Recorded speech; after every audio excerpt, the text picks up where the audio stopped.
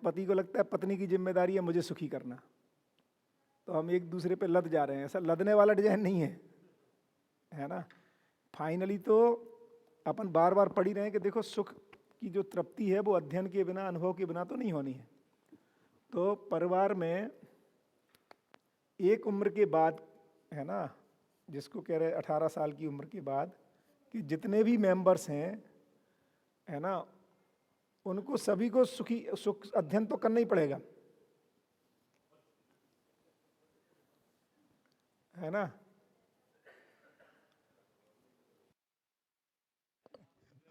अभी अभी तो अभी की स्थिति में ऐसा चल रहा है नहीं, बट गुजरात में तो ऐसा नहीं है। गुजरात में तो अभी संख्या ज्यादा है। गुजरात परिवार के मामले में समृद्ध है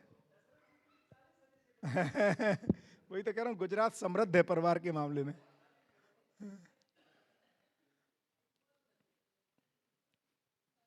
तो क्योंकि ये बहुत इंपॉर्टेंट मुद्दा है ना, ये बहुत इंपॉर्टेंट है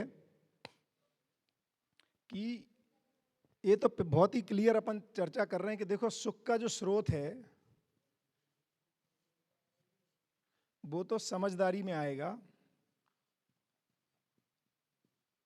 है ना, या जागृति में आएगा।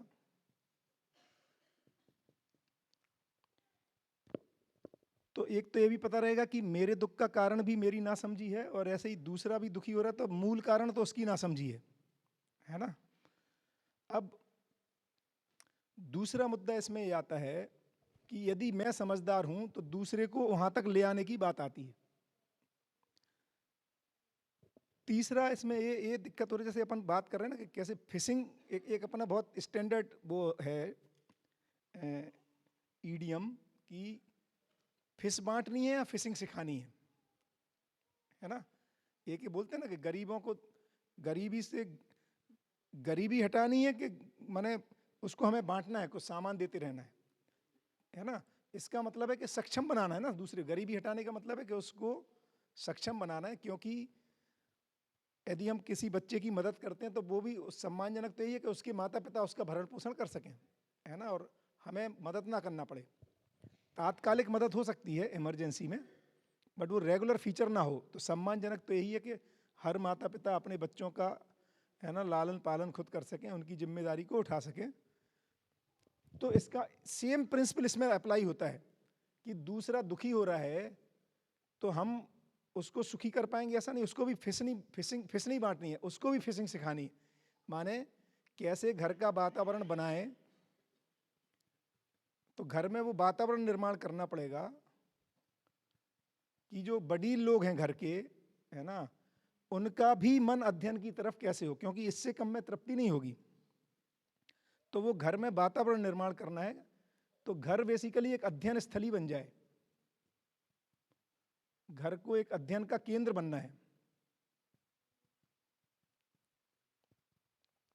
तो घर अभी जो एक तरह से माने 5 स्टार होटल बनने की डिजाइन में रहता है नॉर्मली घर, है ना। ज़्यादा अच्छे घर का मतलब है कि बेडरूम में भी, है ना, मतलब सबसे ज़्यादा खर्चा फिर बेडरूम, बाथरूम और किचन में होता है।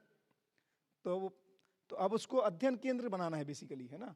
तो हाँ, तो अब कैसे उसको अध्ययन केंद्र बनाने का मतलब क्या होगा। अपन पुश नहीं कर सकते अपने से बड़ों को कि तुमको इसमें बैठना ही है जबरदस्ती, है ना, तो दबाव पूर्वक होगा नहीं। तो जैसे जैसे वो ये देखते हैं कि यार इनको कुछ हो गया है, ये जब देखो भाई अपना मन लग रहा है, इनका अध्ययन कर रहे हैं, पढ़ाई कर रहे हैं, ये कर रहे हैं, टीवी नहीं देख रहे हैं, अखबार में टाइम नहीं पर खराब, कुछ तो है इनको जो अच्छा लगने लगा है। और साथ ही साथ हमारे व्यवहार में, आचरण में जो रिस्पॉन्ड करने की बात है, या दूसरे ढंग से देखें तो जो छोटी छोटी चीज़ पे मैं दुखी हो जाता था, अब मैं उतना दुखी नहीं होता हूँ, चूंकि सुखी रहता हूँ कंपैरेटिवली, तो मेरा रिस्पॉन्स अलग ढंग से आने लगा है। यही प्रभावित करता है दूसरे को, क्योंकि अपन पढ़ रहे हैं कि हर मानव में सुख की प्यास है, अनुभव की प्यास है, समझदारी की प्यास है। तो उसमें जो प्रभाव इसी से आता है कि यार कुछ तो हुआ है, ये बंदा परेशान नहीं हो रहा है कम से कम, है ना, ये अपनी मस्ती में मस्त रह रहा है, और ऐसा भी नहीं कि उल्टे पुल्टे काम करके मस्त रह रहा है, दूसरों को परेशान भी नहीं कर रहा है। तो उस तो घर में जो वातावरण बनना है, एक तो मैं बैठा हूँ तो अभी व्हाट्सअप देखने की बजाय अपन कान में लगा के कुछ वीडियो देख रहे हैं, तो सामने वाला 2-3 बार देखते हैं, कुछ तो है, क्या देखता रह रहा है ना, क्या पढ़ रहा है, कौन सी चीज़ों को टीवी में लगा के देख रहे हैं। तो इस तरह से वॉक करते हुए हम कुछ सुन रहे हैं, तो मुझे लगता है कि वातावरण बनाना पड़ेगा घर में, और प्रेरणा भी देनी पड़ेगी, और प्रेरणा होगी भी अपने आप और प्रयास पूर्वक भी। तो मुझे लगता है इसमें इसको पहचानना पड़ेगा, और सही अपेक्षाएं, जो न्याय संगत अपेक्षाएं हैं, उसके मूल में यदि अपेक्षा देखेंगे किसी भी संबंध में, तो भाव अपेक्षा, भाव प्रधान वस्तु का आदान प्रदान, भाव प्रधान वस्तु का अर्पण समर्पण, ये मूल अपेक्षा है। वस्तु और सेवा, कई बार तो बड़ी लोगों के साथ सेवा ही काम करती है ना। बुजुर्गों के साथ कोई ज्ञान तो अपन दे नहीं सकते, क्योंकि उस रोल में ही नहीं है ना, कि हम माता पिता को ज्ञान की बात बताएं, ये तो माने ठीक भी नहीं है, और वो रोल भी नहीं है, और वो स्वीकृतियां भी नहीं है परस्पर। तो वहाँ तो सेवा प्रधान है ना, भाव प्रधान सेवा करने की बात है, और वातावरण बनाने की बात है। तो मुझे लगता है ये बात कर रहे हैं अपन, ये नहीं कह रहे हैं कि सभी अपेक्षाएं, क्योंकि प्रिय हित लाभ की कुछ भी अपेक्षाएं पूरी करने से बात बनेगी नहीं।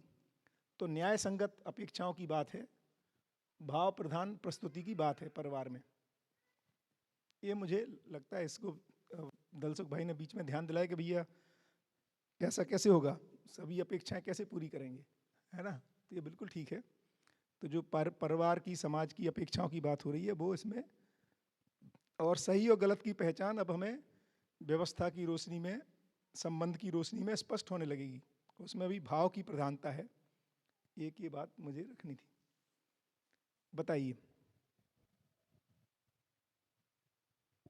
आप बताइए।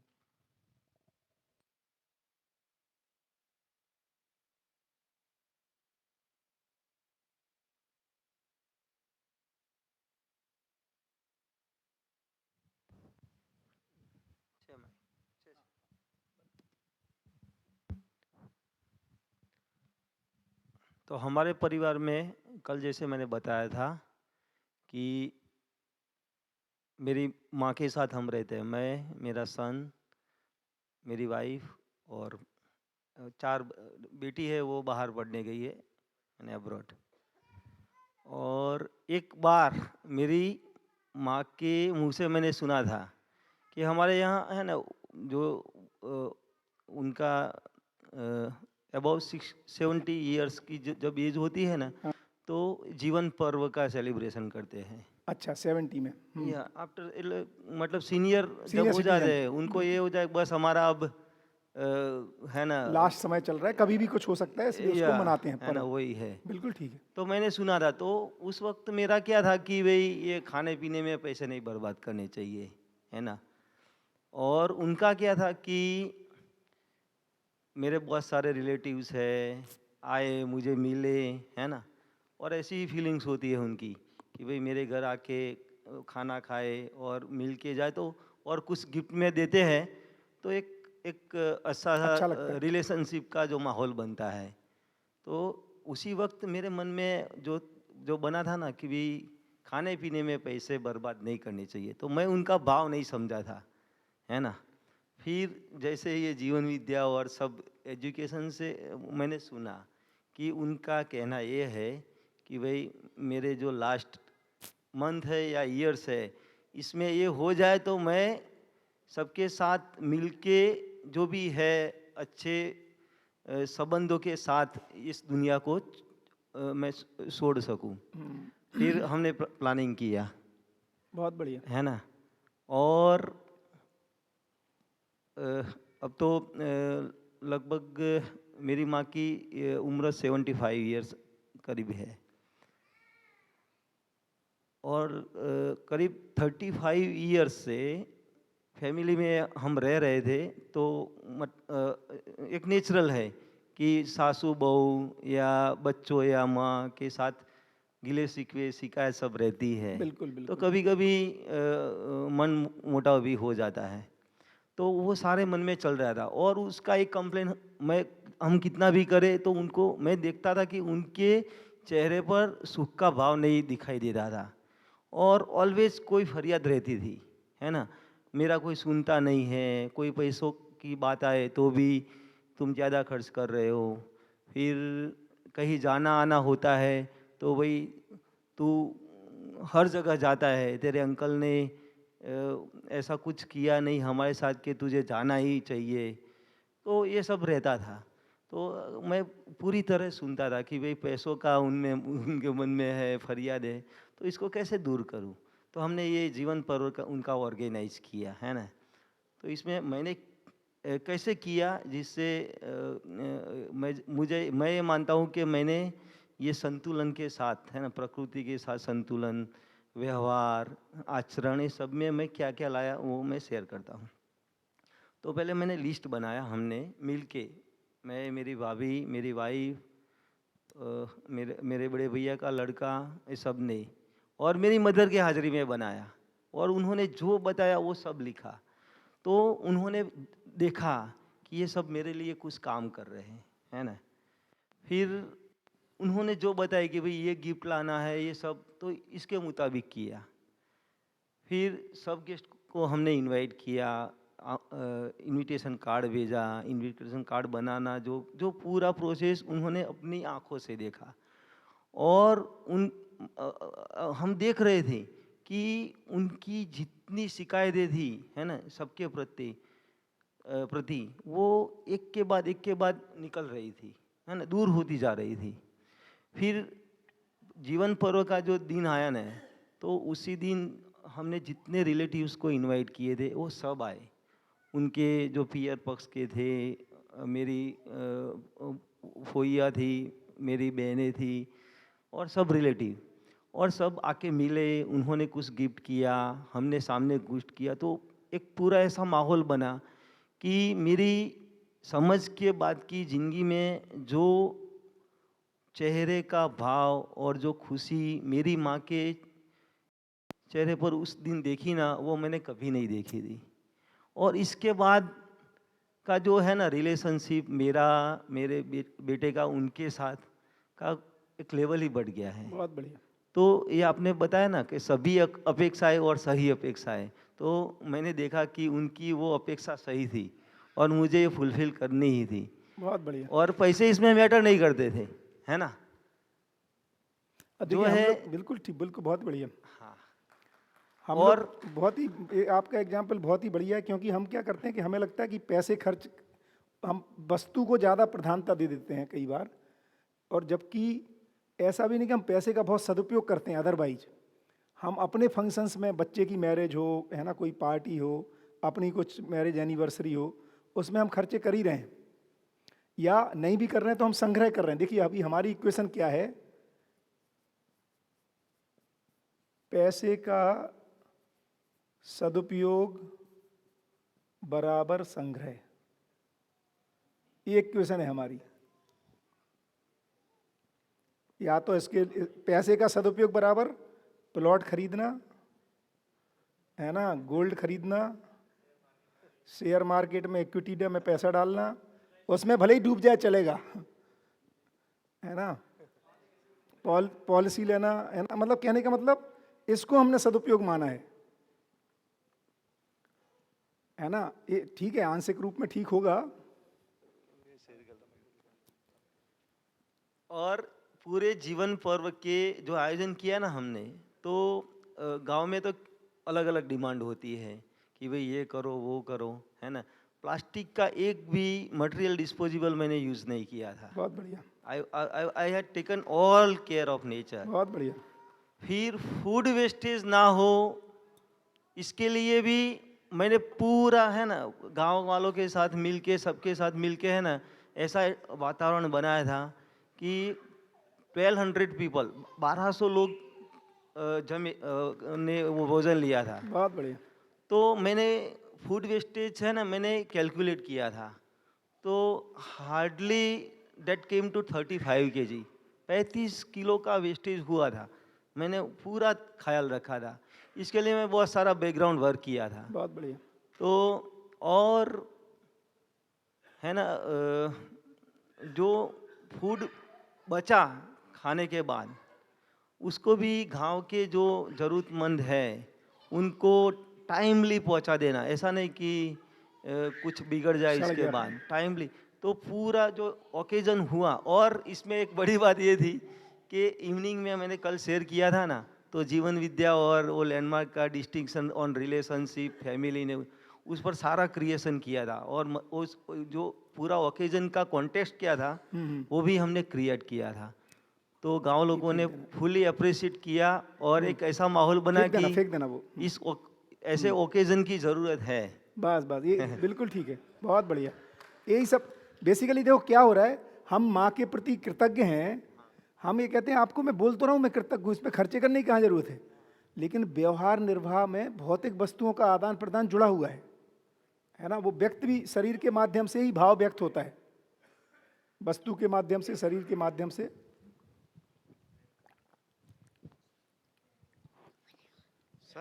सर मैं एक बात जरा शेयर हाँ, करना चाहता हूँ सर। खास करके जब प्रायोरिटीज़ की बात आती है, जब थोड़ा संयुक्त परिवार या बड़ा परिवार जब होता है, तो सर छोटों की और बड़ों की उनकी प्रायोरिटीज़ में और जहाँ पर लिमिटेशंस हैं, जहाँ समृद्धि की लिमिटेशन है, वहाँ पर सर ये जो है वो इंटरेस्ट जहाँ पर समृद्धि की लिमिटेशन है, माने आप कह रहे हैं जहाँ पैसे की कमी है, लिमिटेशन है सर।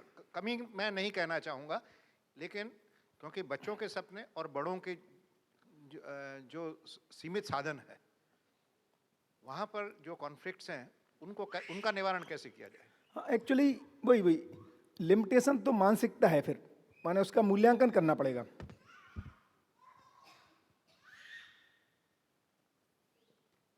लिमिटेशन का तो मूल्यांकन करना पड़ेगा ठीक से। ये इसको कहना बहुत मुश्किल है। देखो कई बार क्या होता है, जब हम अपनों को ही कभी उधार देते हैं ना, मान लो है ना, किसी को 20,000 50,000 उधार दे दिया, अब वो लौटाता नहीं है, अब वो उसको लगता है उसके पास कम है ना, और फिर बाद में पता लगा यार वो कोई फंक्शन कर रहा, बर्थडे पार्टी, उसमें 20,000 खर्च कर दिए। अब अपन ना तो मांग पा रहे क्योंकि अपना है, ना उससे बोल पा रहे, और लग रहा है लेकिन उसको उससे पूछोगे ना तो उसको लगता है ये जस्टिफाइड है खर्चा करना। नहीं, वो प्रायोरिटी तो वो सारा काम अब समझ से होगा। ये सब जो प्रायोरिटी तय करना, ये तो इसी के लिए तो समझदारी चाहिए, इसीलिए बिना समझदारी के ये सब आएगा नहीं तो हर आदमी को कम ही लगता रहता है और वो जस्टिफाई करता रहता है। पता लगा मैरिज भी हो गई, गाड़ी भी खरीद ली उसने, यार भैया मेरे पैसे, भैया बहुत तंगी चल रही है आजकल, तो बोले यार मारुति की जगह ये वाली गाड़ी क्यों खरीद ली? नहीं आजकल तो स्टेटस के लिए यही गाड़ी चाहिए, कैसे लौटाऊं, बहुत मुसीबत में चल रहा हूं। अब बड़ा तो लिमिटेशन बहुत ही, वो समझदारी के बिना लिमिटेशन पकड़ में नहीं आएगी।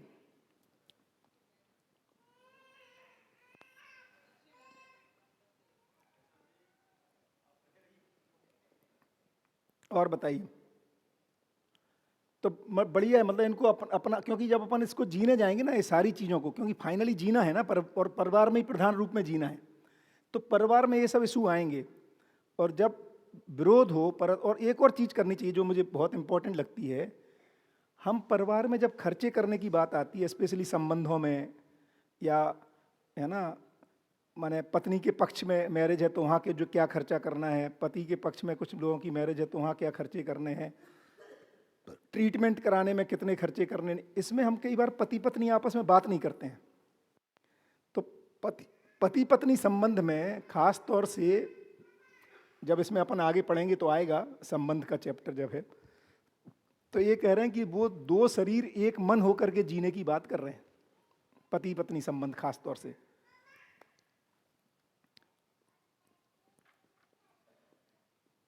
दो शरीर एक मन, मतलब हम सारी चीजें एक दूसरे को पता होने की जरूरत है। कितना कई बार ऐसा भी देखा गया कि पति को लगता है कि उसके घर वालों को जरूरत है ना, उसकी बहन के पक्ष में जरूरत है पैसों की, और पत्नी को बताएगा तो वो तो हाँ बोलने वाली नहीं है, ये उसने पहले से माना हुआ है। क्या माना हुआ है कि पत्नी को बताएंगे तो वो हाँ बोलने वाली, ये ऐसा मान के हम डायरेक्टली पैसा या कुछ वस्तु देते रहते हैं, और वो पता चलता ही है, उसके बाद ज़्यादा हंगामा होता है, अमाउंट के ऊपर हंगामा नहीं होता है ना। तो ये इंपॉर्टेंट पॉइंट्स हैं कि इन सब में हम इन सब पे चर्चा करके, माने परस्परता में इन सब मुद्दों पे चर्चा की जाए। ये बहुत स्पेसिफिकली उसमें लिखा हुआ भी है कि ये सब बहुत इंपॉर्टेंट पॉइंट्स हैं जिन पे चर्चा होनी चाहिए परिवार में, है ना। जो पॉइंट ऑफ कंटेंशन बनते हैं कभी कभी, माने आपस में विरोध का, या ऐसा लगता है कि यार तुम पे कैसे भरोसा करें, तुम तो बहुत कुछ ऐसा करते हो जो हमें पता ही नहीं चलता है ना। हाँ हाँ बताइए।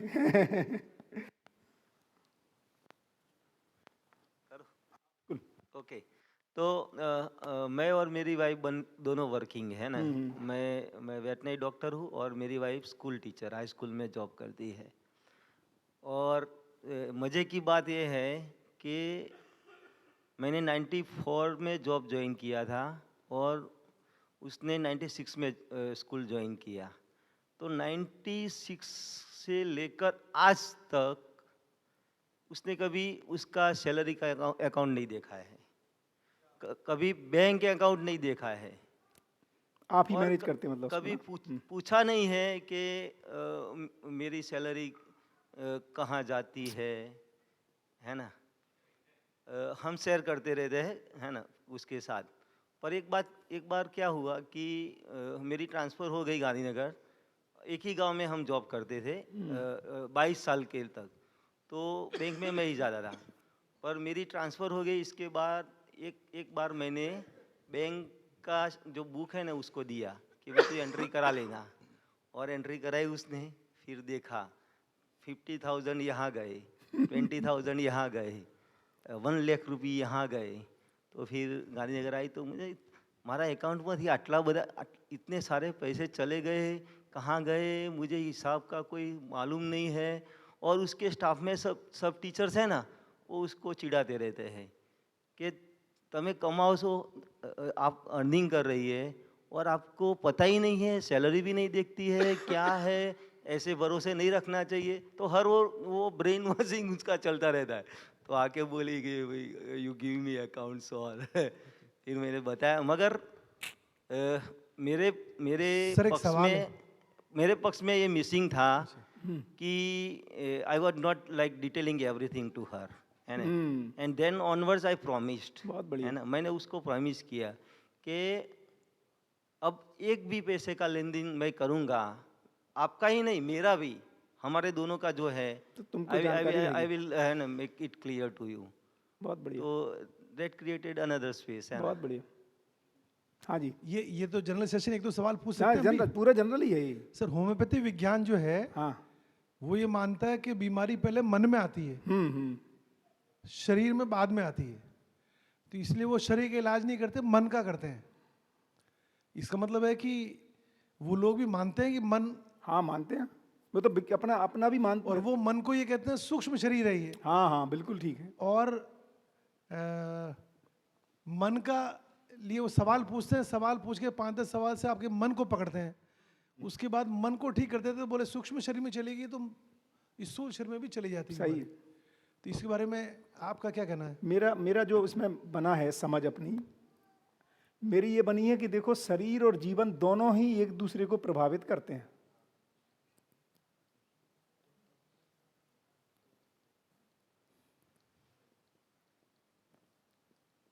जब तक भ्रमित अवस्था है तब तक शरीर भी जीवन को प्रभावित करता है और जीवन भी शरीर को प्रभावित करता है, दोनों करते हैं। तो बाहर से माने जैसे मलेरिया हो गया, इसमें हो सकता है मन का उतना रोल नहीं है, मलेरिया होने में मच्छर के काटने का ज़्यादा है ना। तो ये पूरी तरह से मन से रिलेटेड नहीं है। लेकिन बहुत सारी जो डिप्रेशन आने की बात है ना, बहुत सारी साइकोसोमेटिक भी हैं, उससे भी शरीर बीमार होता है, क्षीण होता है, बल है ना कम हो जाता है शरीर का। तो इसलिए अपन को अतिवाद हो जाएगा यदि सारी बीमारी को हम जीवन से रिलेटेड शरीर पे मानेंगे या सारी शरीर से जीवन में मानेंगे, दोनों ही में अतिवाद है। तो ऐसा नहीं है कि मलेरिया भी पहले मन में हुआ फिर शरीर में आया तो अभी ज़्यादा हो जाएगा, लेकिन सब कुछ शरीर में ही है। जैसे डिप्रेशन से होने से बहुत सारा हार्ट बीट का बढ़ना, है ना, एंजाइटी का बढ़ना, या बहुत सारे ऐसे विचार आना कि पता नहीं मेरा बच्चा अभी तक आधे घंटे में आया नहीं तो ज़रूर एक्सीडेंट हो गया होगा, और उससे अपना बीपी बढ़ जाना। तो ये साइकोसोमेटिक है। तो बहुत सारी बीमारियां जीवन से भी शरीर में जा रही हैं और शरीर की अपनी भी हैं, और शरीर भी जीवन को प्रभावित करता है। जैसे जब हम बीमार हो जाते हैं तो मन उदास हो जाता है, निराशावादी विचार आने लगते हैं, है ना, क्योंकि अभी तो मैं जीवन अलग है ऐसा माना थोड़ी हूँ, अभी तो मैं शरीर को ही माना हुआ हूँ।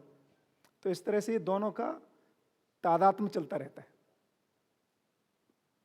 नहीं तो आप तो ये कह रहे हो कि भ्रमित अवस्था में शरीर का प्रभाव जीवन पे भी शरीर पे पड़ता है। हाँ, लेकिन जागृत अवस्था में यदि देखेंगे तो फिर शरीर में होने वाले बीमारियों का प्रभाव जीवन पे नहीं पड़ता, और जीवन तो स्वस्थ हो गया है, इसलिए जीवन में तो शरीर के पॉजिटिव की तरफ ही रहेगा। उसके बावजूद भी जागृत व्यक्ति भी बीमार होने की संभावना बनी ही रहती है ना। कोई बैक्टीरिया हो गया, वायरल हो गया, गिर गए, टांग टूट गई, ये सब होगा। नहीं, जैसे आदरणीय नागराज जी को ब्रेन स्ट्रोक हुआ था ना, ब्रेन स्ट्रोक हुआ, वही तो मैं कह रहा हूँ कि जो बीपी बढ़ने से, है ना, क्योंकि उनका कारण क्या था कि जो 20 साल साधना, तो वो पूरे 20 साल जब बैठे रहते थे तो यहाँ से ब्लड सर्कुलेशन का इशू हो गया था। तो ऐसा, और फिर एज रिलेटेड बीमारियां होंगी, पूरी संभावना है ना। तो इसलिए अपन वो अतिवाद हो जाएगा, मतलब सब कुछ शरीर जीवन ही सब कुछ को चलाता है, ऐसा नहीं है। नहीं, लेकिन होम्योपैथी तो पूरा विज्ञान है, नहीं, और वो तो कर रहे हैं सारी बीमारी का इलाज। नहीं, कहाँ कर पा रहे, ये भी ये ज्यादा है, सबका नहीं कर पा रहे। नहीं, अधिकांश बीमारी का हो रहा है। हाँ, अधिकांश में तो अपन शामिल ही हैं। तो वो दोनों तरफ इलाज करते हैं, वो शरीर की गति भी इलाज करते हैं, और जीवन से शरीर पर पड़ने वाले प्रभाव को गोलियां ही दे रहे हैं ना। फाइनली जीवन में कुछ प्रभाव को ठीक करना है तो काउंसलिंग करनी पड़ेगी। ठीक है, ये ऐसी साइकोलॉजी जो है मनोविज्ञान है। हाँ, तो मनोविज्ञान जो विकसित हुआ, हाँ, तो वो क्या मानते हैं, मन ब्रेन का हिस्सा है? नहीं, देखो, वो मनोविज्ञान में ब्रेन और माइंड की बात करते हैं, ब्रेन से अलग ही मान रहे हैं बहुत सारी जगह। लेकिन वो जो मनोविज्ञान डेवलप हुआ, जो अपन बात कर रहे थे कि आज के भ्रमित मानव का सर्वे करके डेवलप किया है, इसलिए वो रीडिंग उतनी जितनी आई है वो ठीक ही है। अभी के परिप्रेक्ष्य में वो रीडिंग ठीक ही है उनकी। जैसे वो क्या मानते हैं, मन होता कहाँ पर है? नहीं भैया, उनका बहुत ऐसा आंसर नहीं है, लेकिन ये तो मानते ही हैं, विज्ञान भी साइकोसोमेटिक की बात कर ही रहा है, डिसीजेस की। इसलिए तो कह रहा हूँ कि ऐसा कोई नहीं कह रहा कि पूरी तरह शरीर है, शरीर के अलावा वो ब्रेन का ही कुछ माइंड करके जब बोलते हैं तो ब्रेन से अलग अधिक की बात कर रहे हैं, लेकिन वो क्या है वो स्पष्ट नहीं है।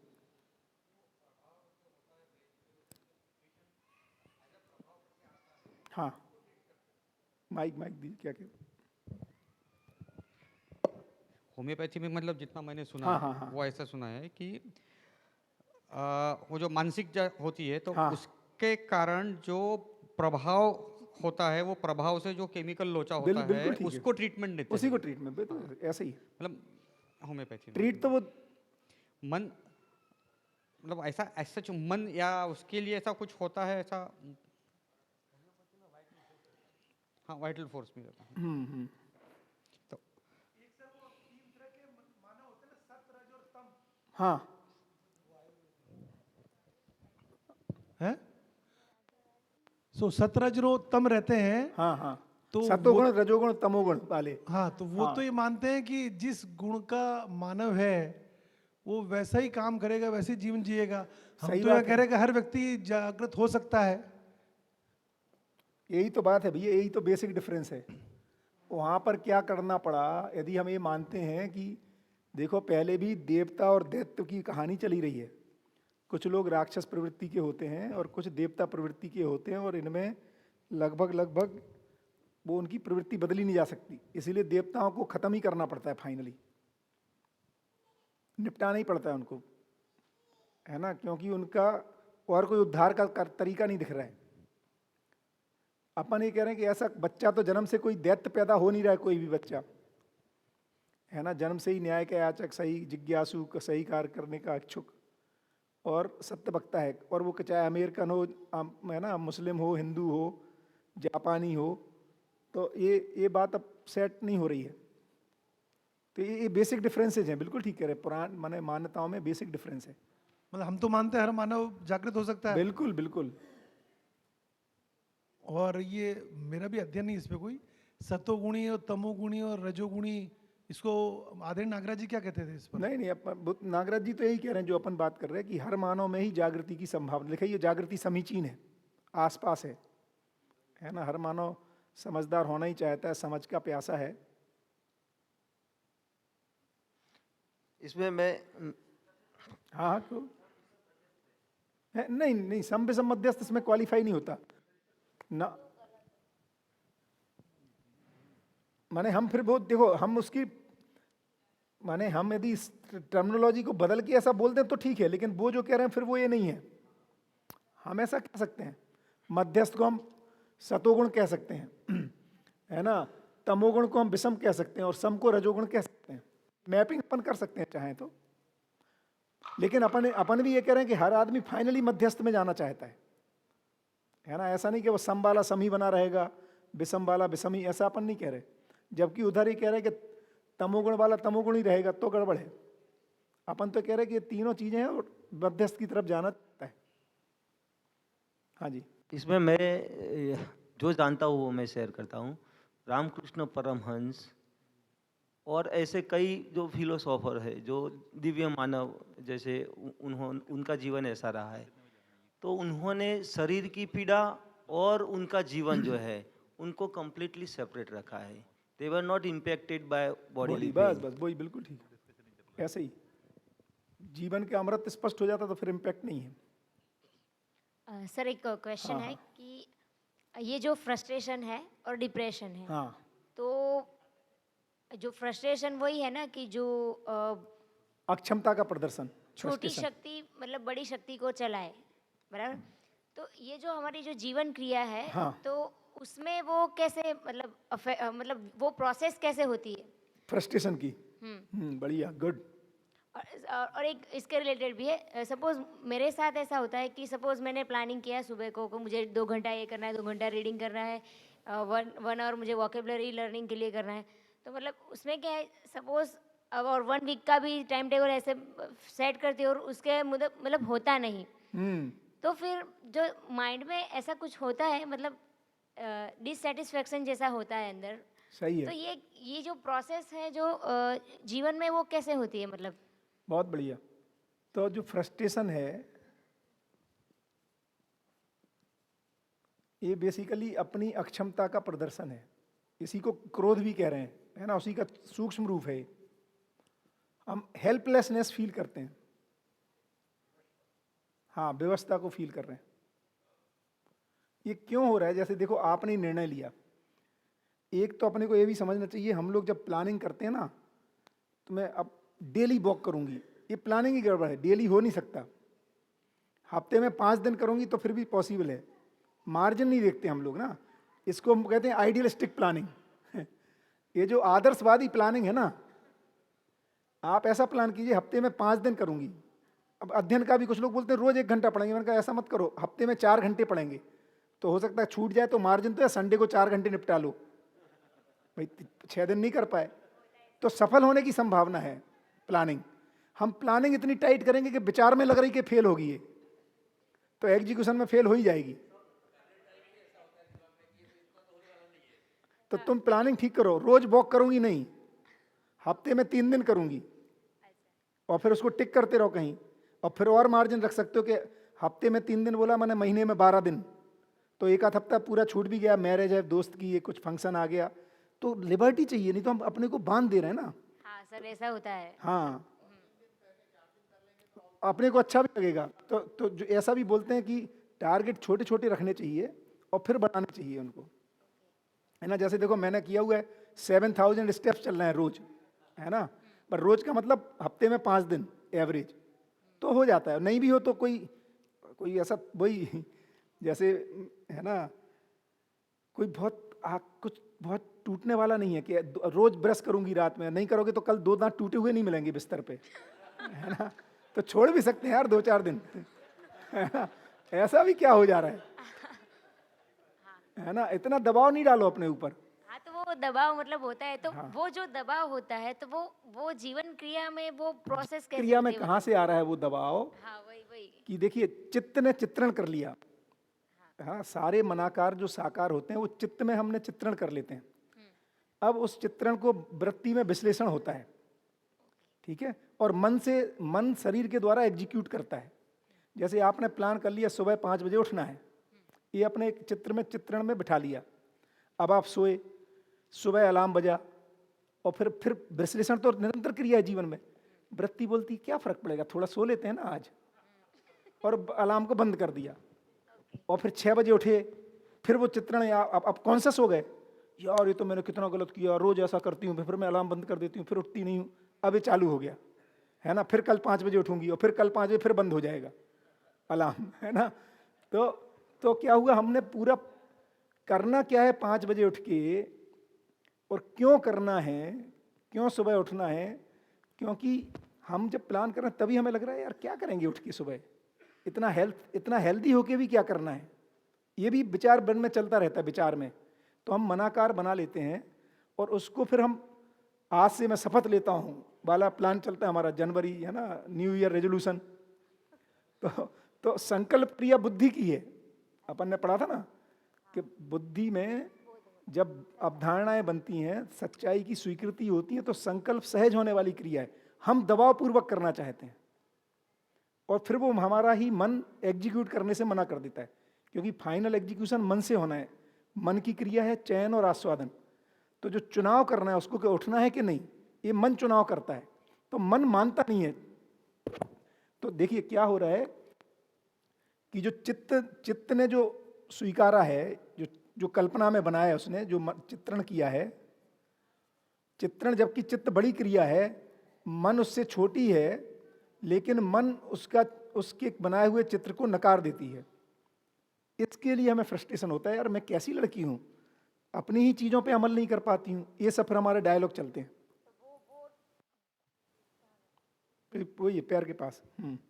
तो वो जो आता है तो वो मन से होता है, मतलब हाँ। कि यार क्या हुआ, ये इम्प्लीमेंट नहीं हुआ, मतलब ये नहीं, फिर हमने जो चित्रण बनाया था कुछ कारण मान के बनाया था, तो अब हम अपने पे, हमारा आत्मविश्वास फिर गिरना शुरू होता है, है ना। फिर हम माने जीवन में क्रिया है कि किसी भी चीज को टेलीस्कोपिक भी करके देख सकता है, उसी को छोटे छोटा कर देता है।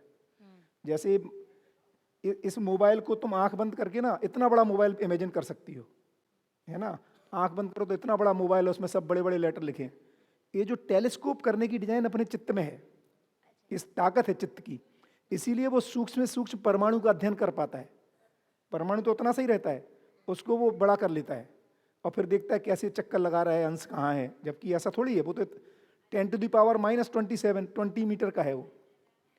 तो जीवन में टेलीस्कोपिक करने की ताकत है और छोटा करने की ताकत है। तो हम क्या करते हैं, छोटी छोटी घटनाओं को बड़ा कर लेते हैं। यदि मैं ऐसा नहीं करूंगी तो फिर तो मैं पढ़ाई में पास ही नहीं हो पाऊंगी, फिर मैं अपना घर कैसे चलाऊंगी, ऐसा हम बड़ा कर दे रहे हैं उसको घटना, जबकि वो घटना उतनी बड़ी नहीं है। तो हम उसको कभी कभी फ्यूचर में प्रक्षेपण प्रोजेक्ट कर दे रहे हैं, इसलिए सब गलतियां हो रही हैं। अंतर्विरोध है, अभी अंतर्विरोध ही दुख का कारण। हाँ देखो, बहुत बढ़िया। एक्चुअली तो आप जो कह रहे हैं वही है, जो इनर कन्फ्लिक्ट जब मैं कह रहा हूं ना, इनर कन्फ्लिक्ट का इतना ही मतलब है, होने के रूप में पावरफुल है चित्त, मन से बड़ा ज्यादा पावरफुल है वृत्ति। यदि उसकी इसको देखेंगे ना, तो शरीर से ज्यादा पावरफुल मन, मन से ज्यादा पावरफुल वृत्ति, वृत्ति से ज्यादा पावरफुल चित्त, उससे ज्यादा पावरफुल बुद्धि, उससे अधिक पावरफुल आत्मा। इसीलिए जब आत्मा जागृत हो जाती है, अनुभव संपन्न होती है, तो ये सबको नियंत्रित करके रखती है। लेकिन भ्रमित स्थिति में ऐसा नहीं होता, उसमें उल्टा पुल्टा चलता रहता है। भ्रमित स्थिति में अधिकतर टाइम शरीर दबाव बना देता है और हमारे चित्रण को प्रभावित करता है। इसीलिए आप पाओगे कि डायबिटीज है, ठीक है, तो अपने में विश्लेषण हो गया कि नहीं खाना चाहिए, डॉक्टर ने भी बोल दिया, हमने भी शपथ खा ली कई बार, है ना, कि 1 से ज़्यादा रसगुल्ला तो खाऊंगा ही नहीं चाहे कुछ हो जाए। फिर भी शरीर का दबाव आता है, यार मजा आ रहा है, एक और चलेगा क्या, है ना। और पत्नी ने छुपा के भी रख दिया है ना, फ्रिज में भी रखा है, डब्बा भी बंद है, फिर भी रात में ढूंढ रहा है कौन सा डब्बा है, लाइट भी नहीं जला रहे, है ना। तो ये क्या हो रहा है शरीर का दबाव में वो मन वृत्ति चित्त सब चुप हो गया, अभी निपटा लो भाई। है ना, एक तो निपटा ही लो, कौन सा कल कुछ ज्यादा दिक्कत होने वाली है।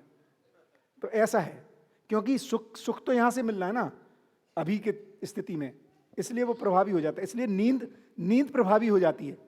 आहार निद्रा भय प्रजनन है ना, तो कौन सुबह उठेगा, अभी सोते हैं थोड़ा सा, तो शरीर का दबाव बन जा रहा है। सर एरर आ रहा है वो, आपने बताया कि चित्त ज्यादा ताकतवर, उसका एक्चुअली हाँ सही अर्थों में चित्रण ज्यादा ताकतफुल है, उससे ताकतवर ज्यादा है। फिर वृत्ति ऐसा है। तो फिर वो मन की क्यों चलाते हैं हम? वही तो मैं कह रहा हूँ। चित्त से क्यों, वही मतलब वो ही क्यों ऑपरेट नहीं करता है, मन से क्यों वही, होता है क्योंकि जब हम ताकतवर वही है? हाँ, क्योंकि अभी की भ्रमित स्थिति में है ये ताकतवर, और हमने शरीर को प्रधान मान लिया। यही तो हमारी समस्या है, इसी का नाम है कन्फ्लिक्ट। कन्फ्लिक्ट क्या है? चलना चाहिए यहां से कार्यक्रम, चित्त के अनुसार तुलन होना चाहिए, उसके अनुसार विश्लेषण होना चाहिए, उसके अनुसार आस्वादन होना चाहिए, और उसके अनुसार चयन होना चाहिए। तो लेकिन अब होता क्या है कि तुलन में मेरे पास प्रिय हित लाभ है, और फाइनली सुखी होना चाहता हूं, और सुख का स्रोत मेरे पास ये है। ये मेरे पास अभी प्रचलित स्थिति में ये मेरा सुख का स्रोत है। सुख कहां से आना है? इंद्रियों से। लेकिन ये पूरा भी नहीं पड़ता है, क्योंकि फिर बाद में ज्यादा खा लेता हूं तो बीमार भी पड़ जाता हूं, तो फिर तुलन में भारी होता है। इन्हीं में इंटर कन्फ्लिक्ट चल रहा है। इसको व्यवस्थित होने का एक ही तरीका है, यहाँ पे साक्षात्कार सच्चाइयों का हो, बुद्धि में बोध हो, उसके अनुसार संकल्प हो। बस यहाँ से जैसे ही चालू शुरू हो जाता है, इसके बाद ये अपने आप अलाइन होना शुरू हो जाते हैं। मिनिमम से मिनिमम साक्षात्कार चाहिए। वही साक्षात्कार का मतलब है सच्चाइयों का ठीक ठीक मूल्यांकन हो गया, यहाँ से फिर मामला सेट होना शुरू होता है, फाइनली अनुभव में कंप्लीट होता है। इसका मतलब साक्षात्कार होने के बाद फिर गलतियां चित्रण से सब साक्षात्कार का मतलब होता है प्रयोजनों को ढूंढना। पर्पज क्या है? इसलिए एक तरीका ये भी है साक्षात्कार को, माने अपने को प्रयास पूर्वक गति करने के लिए, कि मैं जो कुछ भी कर रहा हूं मैं क्यों कर रहा हूं। इसलिए जो बोलते हैं ना, क्यों लगाओ, कैसे मत लगाओ, क्यों लगाओ। पहले पर्पज क्या है यार, किस लिए दौड़ रहा हूं इतना, ये मैं जो कुछ भी कर रहा हूं क्यों कर रहा हूं। ऐसे ही आप पर्पज लगाओगे, आप पाओगे ये अलाइन होने लग गए। तो एक तरीका ये भी है, क्यों अपने को पूछना है। और अब ये रोशनी में आ गया, इसके लाइट, इसकी है ना, इसकी रोशनी में हम जब पर्पज को ढूंढने जाएंगे तो चीज़ें धीरे धीरे लाइन होना शुरू हो जाएंगी। और इसमें भी प्रायोरिटी में, न्याय प्रायोरिटी में, भाव प्रायोरिटी में आने लगेगा वस्तु की जगह, और वस्तु और सेवा की पोजीशनिंग भाव में नियंत्रित हो जाएगी।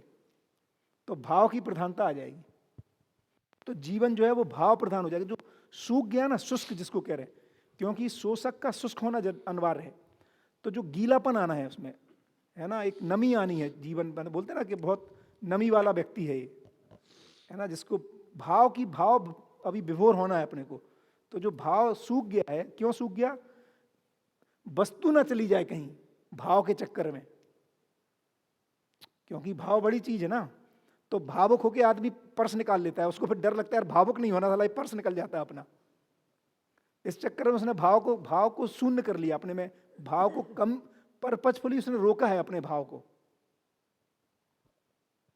प्लान पूर्वक, डर के मारे, भय की वजह से, क्योंकि पर्स नहीं खाली हो जाए। तो इसको जैसे जैसे ये होगा, ये वस्तुओं की नियंत्रण होने लगेगा। आप इसी से कह रहे हैं उदारता का जन्म होता है फिर मानव में।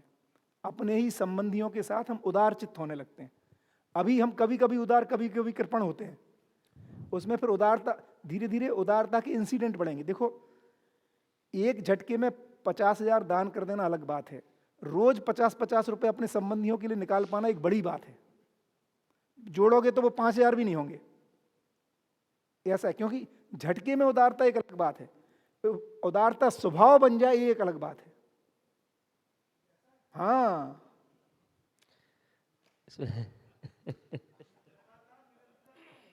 उदारता स्वभाव बनना अलग बात है, झटके में 5 लाख का चेक काट के किसी डोनेशन कर देना एक एकदम अलग बात है। उसमें देखने वाले होंगे बगल में।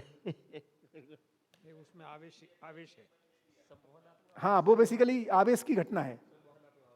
उसमें जागृति पूर्वक इसमें जागृति पूर्वक निरंतर, इसीलिए निरंतरता को पहचानना है। इसमें हाँ जी, मैं पूछ रहा था इसमें, हेलो, हाँ जी, हाँ जी सादुल भाई। मैं ये जो साक्षात्कार है ना, ये तो अनुक्रम टुकड़ों टुकड़ों में होता रहता है। साक्षात्कार से सीधा बोध। अब इसमें ऑडियो में दो अलग अलग प्रकार के आता है। कई जगह मतलब बोध होने के बाद अनुभव होना ही है, ऐसा ही बोलते हाँ, हैं, बोध होने का अनुभव होना ही है। होता ही है। कई बार ऐसा आता है बोध तक हम जाते हैं तो उसके साथ कार्य व्यवहार प्रमाणित होता ही रहता है साथ साथ। बिल्कुल ठीक है, ये भी ठीक है। उसमें अध्ययन मतलब अनुभवगामी विधि से क्या परफेक्ट डिजाइन से देखें? परफेक्ट डिजाइन ये है, देखिए हमारा कार्य और व्यवहार, ये आया भी है, हर कार्य और व्यवहार विचार के अंतर्गत है। विचार की सीमा में ही, विचार के बिना कार्य व्यवहार कर नहीं सकते हम। तो जैसा विचार वैसा कार्य और व्यवहार। जिन जिन क्षेत्र में हमें साक्षात्कार हो जाता है, माने ठीक ठीक मूल्यांकन हो जाता है, उन क्षेत्र में विचार बदल चुका होता है। तो विचार बदल जाएगा तो कार्य और व्यवहार बाई डिफॉल्ट बदलता ही रहता है, वो आएगा ही आचरण में। और जैसे जैसे साक्षात्कार होगा तो इसको हम कह रहे हैं अभी बोध होता है अनुभवगामी, अदरवाइज हो रहा है हाँ, ये अभी हो रहा है अवधारणा। क्योंकि तर्क जो अभी आपने बताई ना, हाँ, तर्क इसी बात पे तृप्त हो रहा है कि ऐसे ही होना चाहिए, जबकि कई जगह मामला अड़ जाता है कि अनुभव से पहले समझदारी नाम की चीज ही नहीं है, ऐसा कुछ होता ही नहीं है। नहीं नहीं पर मेरा तर्क तो ऐसे ही शिफ्ट हो रहा है जैसे आपने बोला। नहीं, बहुत आदमी बढ़िया, जितना समझ आता है उतना आदमी करता ही है, करता ही होगा ही। और धीरे धीरे प्रमाणित होता ही है। देखिए वो बहुत बढ़िया है। देखो वो किस स्टैंड पॉइंट से बात हो रही है, जिसको कह रहे हैं 4.5 और 10 क्रिया, क्योंकि वो क्रिटिकल ट्रांजिशन है। लेकिन आपकी जो गति होगी वो 4.5 से 5, 5.5, 6, 7 ऐसी चलेगी। लेकिन 10 जब तक नहीं है ये कभी भी नीचे गिर सकता है। इसीलिए इसको टाइट किया है बाबा ने कि 10 के पहले ऐसा ना मान लो कि कुछ हो गया है। हाँ, वो भी कहते हैं, लेकिन उसकी जो निरंतरता बनेगी वो 10 के बाद ही बनेगी। इसलिए निरंतरता वाली बात को जब देखेंगे तो अनुभव से कम में इनकी निरंतरता नहीं होती है। बट जितना जितना भी अभी अपन देखो ना, सभी कुछ लोग बोल रहे हैं कि गुस्सा कम हो गया, ये कोई है ना, तो ये निरंतर ही होने वाला, धीरे धीरे ही होगा।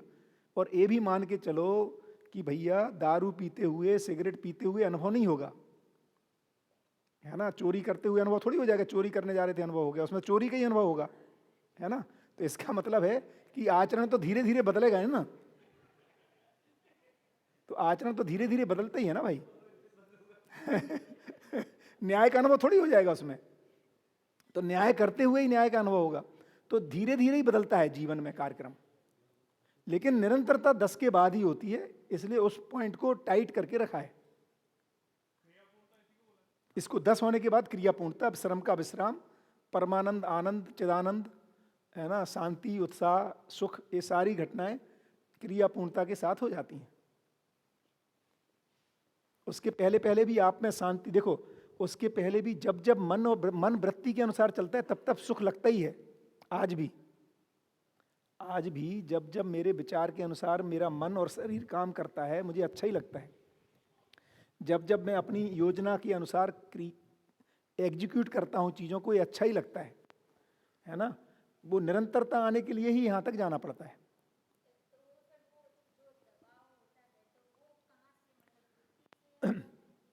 वो आता है जब आप बैठते हो कि यार मैं हर बार प्लान करती हूँ, हर बार फेल हो जाती हूँ, अधिकतर फेल हो जाती हूँ। इसका दबाव है कि मेरा अपना ही नियंत्रण मेरे ऊपर क्यों नहीं है।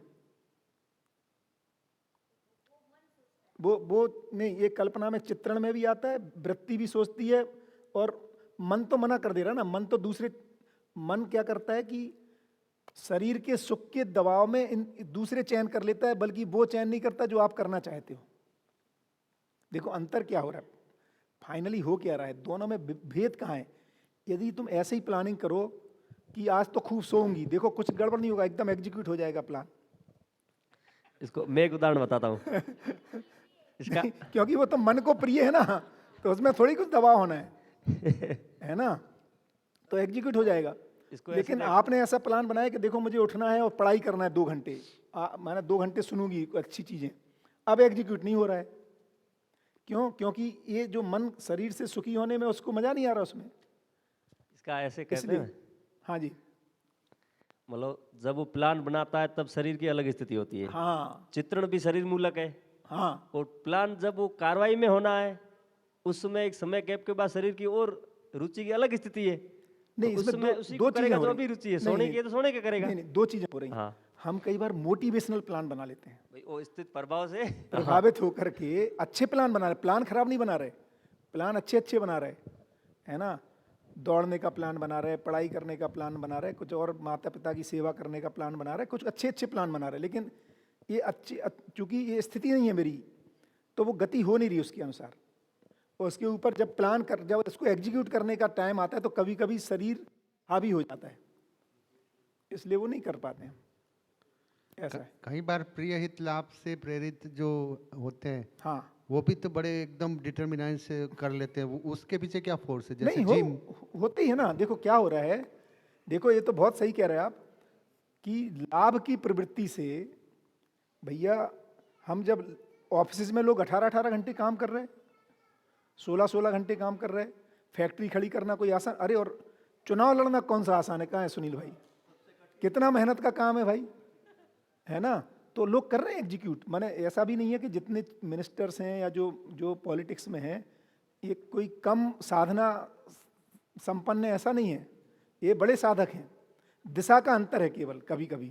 हाँ सीरियसली, आसान काम नहीं है फैक्ट्री चलाना, है ना, इतने लोगों को, एम्प्लॉयज़ को मेंटेन करना, सबकी अलग अलग डिमांड है, तो ये तो हम कर ही रहे हैं। तो इनकी, इसीलिए मैं कह रहा था, इनकी चित्त की अच्छी स्थितियां हैं। जितने भी एग्जीक्यूटर्स हैं ये चित्त के साधक हैं एक्चुअली। ये लोग चित्त को साध लिया है इन्होंने, वृत्ति को साधा है, मन को साधा है, अपने शरीर को साधा है। नरेंद्र मोदी भाई कम काम करते हैं, 12-12, 16-16, 18-18 घंटे काम करते होंगे कम से कम इस उम्र में, 70 में, है ना। आसान काम नहीं है ये साधक लोग हैं, लेकिन कहीं पर दिशा को बदलने की बात है कुल मिला के।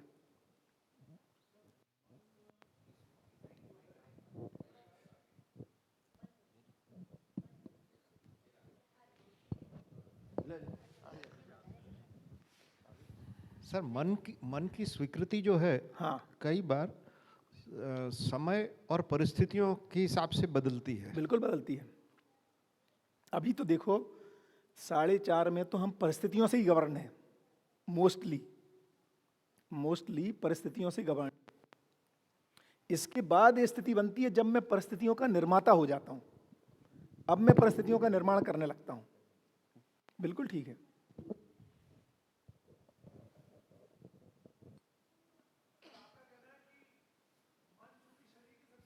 हाँ हाँ, बस बस बस बस, वो मन से चल रहा है।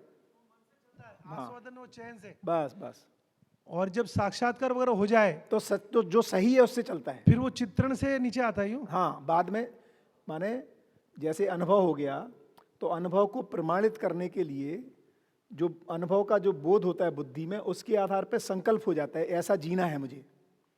कैसा जीना है? मानवीयतापूर्ण जीना है, न्याय प्रधान विधि से जीना है, या धर्म प्रधान विधि से जीना है। ये निर्णय हो गया, संकल्प हो गया, ये स्वयं स्फूर्त संकल्प है। अब हमारे में उस प्रयोजन को संकल्प करने के लिए नई योजनाएं बनती हैं। अभी जैसे अभी योजना बनती थी कि मुझे घर बनाना है बड़ा, अब योजना बनती है कि परिवार में सभी लोग कैसे न्यायपूर्वक जी पाएं। नई योजना बन रही है। अब इसको एग्जीक्यूट करने के लिए विश्लेषण होता है। मम्मी मेरी तो मानेगी नहीं, किससे कहलवाऊं? मौसी से कहलवाता हूँ, है ना, चाचा जी को बोलता हूँ, चाचा जी थोड़े से सुनते हैं इस बात को, ये चाचा की सुनती हैं। तो अब क्या हो रहा है, चित्रण अलग, चित्रण में क्या होता है, योजनाएं बनती हैं। यहाँ चित्र है ना, ये योजनाएं बनती हैं इधर, है ना। जैसे ही योजना बनती है उसका विश्लेषण भी होता है, ये सफल होगी कि नहीं होगी, वो मानेंगे कि नहीं मानेंगे, कौन मानेगा, कैसे मानेगा, बच्चे को क्या कराऊं, सारी चीजें चल रही हैं। उसके आधार पे आस्वादन किसका होता है? मूल्यों का आस्वादन हो रहा है। क्यों हो रहा है ये सब? क्यों कर रहे हैं? माँ के प्रति जो कृतज्ञता है, उस भाव से कि यार माँ जब तक नहीं समझेगी तो परेशान होगी, उस मूल्य के आस्वादन से सारी क्रियाएं हो रही हैं, और संबंध का चयन हो रहा है। और फिर शरीर इसको मान लेता है, क्योंकि ये ऊपर इसमें अलाइनमेंट रहता है, तो प्लान एग्जीक्यूट करते हैं। उसके पहले ऐसा नहीं, इसीलिए यहाँ से कन्फ्लिक्ट खत्म होने लगता है। इसके पहले इनर कन्फ्लिक्ट है, प्रिय हित लाभ में कन्फ्लिक्ट है। कभी लाभ के चक्कर में शरीर को बर्बाद कर दे रहे हैं हम लोग, इतना दबाव ले रहे हैं, जबकि डॉक्टर ने मना किया भैया तुम बिजनेस में इतना स्ट्रेस मत लिया करो, बीपी बढ़ता है 140 80 90 हो गया, लेकिन कहाँ मानता है, शरीर पर अपनी एग्जीक्यूट करना है। तो प्रिय के चक्कर में कभी लाभ पे हावी हो गए, कभी हित, प्रिय कभी हित पे लाभ हो गया, इन सब में गोल गोल घूमता रहता है।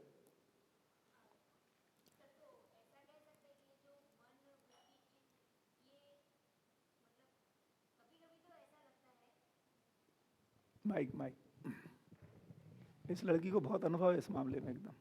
अरे वो जूझ रही है। हाँ, ये पूरा निपटाई देगी उसको आज। नहीं, लास्ट टाइम भी ये क्वेश्चन क्लियर नहीं हुआ था इसलिए। हाँ हाँ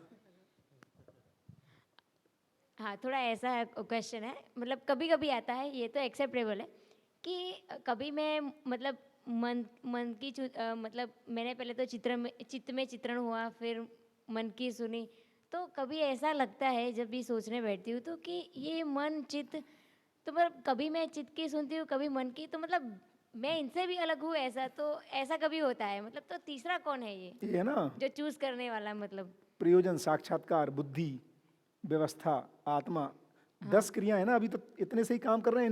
इनका भी देखो क्या सिद्धांत है, जो अपने से श्रेष्ठ है वो अपने से कम का मूल्यांकन कर पाता है। तो तुम जो बोले कि कौन है ये सब ऑब्जर्व कर रहा है, वो उससे आगे की स्थिति, ये प्रयोजन वाला, बुद्धि वाला, अच्छा, वो उसका दृष्टा रहता है। तो श्रेष्ठ वाला अपने से कम वाले का दृष्टा रहता है, मूल्यांकन करता है, और ये छोटा वाला अपने से बड़े का अनुभव करता है कि मेरे से बड़ा भी कोई फोर्स है। मतलब एक ही जीवन में हाँ, मतलब ये जो अलग अलग वॉइसेस बोलते हैं ना हम लोग कि हाँ। हमारे में 5 विचार चल रहे हैं, हाँ हाँ, ऐसा वो। चलते रहते हैं। हाँ, मतलब वो भी इसमें आ गया कि कभी मुझे ऐसा लग रहा है नहीं ये ठीक है, हाँ, एक मन ये ये कहता है, दूसरा मन, तो मतलब बस बराबर ये अलग अलग मन का इतना ही मतलब है, प्रिय दृष्टि से कुछ ठीक लगता है, हित से कुछ, लाभ से कुछ, और लगता है नहीं न्याय तो ये ठीक नहीं होगा, होना तो ऐसा चाहिए, ऐसा विषय वेरी, क्योंकि मल्टी डायमेंशनल से हम सोच रहे हैं, बड़ी चीज है जीवन। तो मतलब उससे भी एक स्टेप जो उसके है वो ऊपर है, नीचे की क्रिया को फाइनली वो मतलब कहता है यार इतना सब कर रहे हो, कर किस लिए रहे हो। तो प्रयोजन वाला उस पर क्वेश्चन, सारे पे ही क्वेश्चन मार्क लगा देता है एक साथ। अच्छा, जोरदार। बहुत बढ़िया, चलिए 10 बज गए, बहुत बढ़िया, तो गुड। अंकल बोल रहे कि तो फिर सुननी किसकी चाहिए, मतलब सुननी सुननी, वो तो वही उस किसकी सुननी चाहिए, इसीलिए तो अध्ययन कर रहे हैं, ये पता लग जाए सुनना किसकी है, सही क्या है। हाँ, न्याय दृष्टि में आने से